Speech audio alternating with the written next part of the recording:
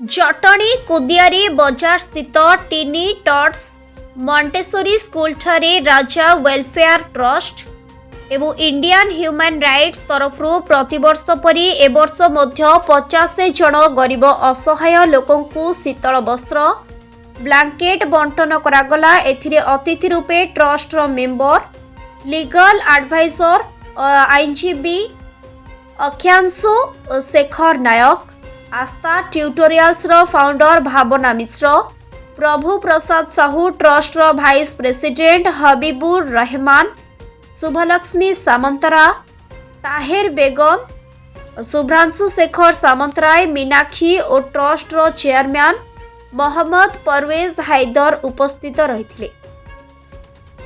Bureau report आरएनसी Raza news.